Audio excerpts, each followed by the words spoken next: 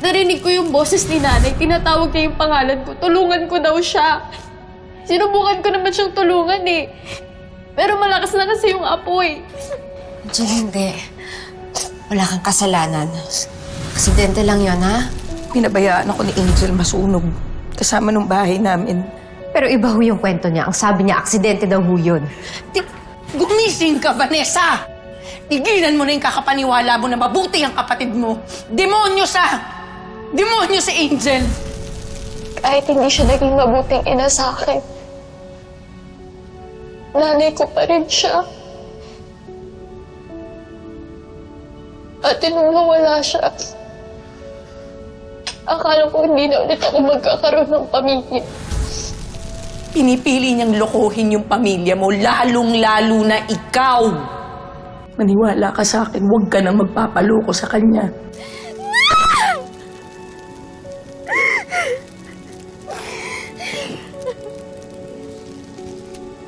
Sinungaling siya! Sinungaling siya, Lorraine! Sinungaling siya! Ginawa niya akong tanga! Oh my God! How can I be so stupid to fall for her lies?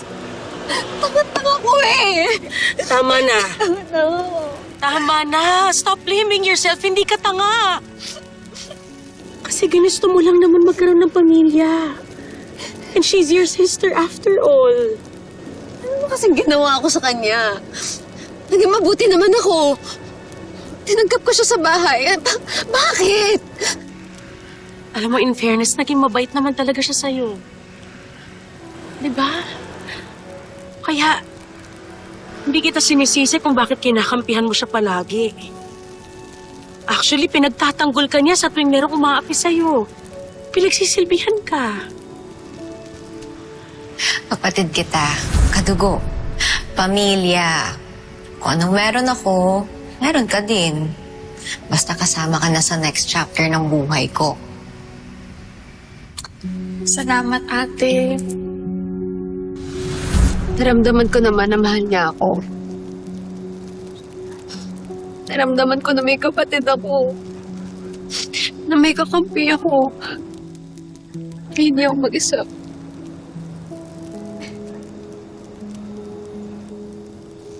Possible. Sincere siya talaga. O baka pakitang tao lang.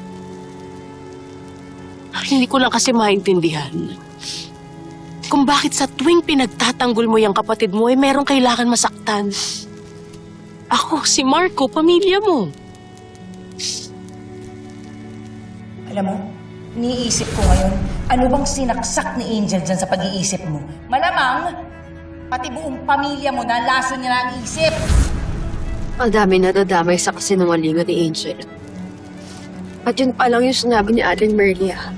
Baka yung tinatago niya.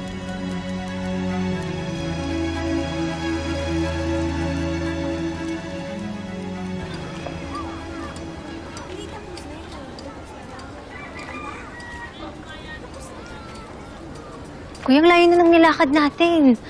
Ay, may Hope Motors, oh. Andito daw yun eh. Andito daw malapit yung lumang bahay. Eh, kanina pa tayo naglalakad. Wala naman tayong nakikitang lumang bahay, kuya. Ayun. Lumang bahay. Halika, subukan natin. Wala pa sila.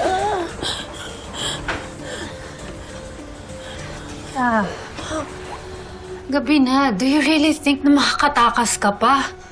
Tayo! Itatakas tayo ni Marco. Hindi mo kilala yung anak ko. Hindi siya titigil hanggat hindi niya tayo na isasalba. Saan sila? Kuya, ito na ata.